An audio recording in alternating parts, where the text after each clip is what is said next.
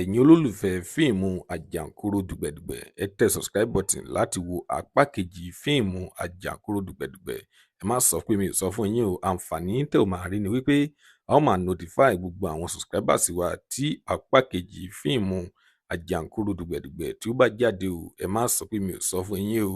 Ẹ tẹ subscribe button báyìí báyìí, rẹ́ẹ̀dì ló ṣe ní ìsàlẹ̀ fídíò yìí.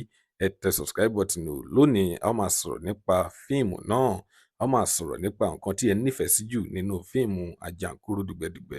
Tó bá jẹ́ storyline fíìmù náà lẹ nífẹ̀ẹ́ sí jù ni, tó bá jẹ́ àwọn òṣèré tí wọ́n kópa nínú fíìmù náà lẹ nífẹ̀ẹ́ sí jù, tàbí graphics fíìmù náà bí wọ́n ṣe ya fíìmù náà lẹ nífẹ̀ẹ́ sí jù. Ohun tí ẹ bá nífẹ̀ẹ́ sí jù nínú fíìmù Ajankoro Dugbedugbe, ẹ tẹ̀ sí comment section ká lè sọ̀rọ̀ nípa rẹ̀. Lónìí a kò ní rí jù báyìí lọ. Tó bá jẹ́ ìgbà àkọ́kọ́ tí ẹ ń wo fídíò wa nìyí, ẹ jọ̀wọ́ ẹ tẹ subscribe button láti máa rí púpọ̀ lára àwọn fídíò wa wò.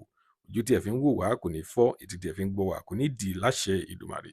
Ọpẹ́ ọmọ Àjíbóyè lórúkọ tèmi. Ire lójú gbogbo ọmọ rẹ̀ ó tún dọjọ́ mi ọjọ́ rẹ̀ ó dìgbà.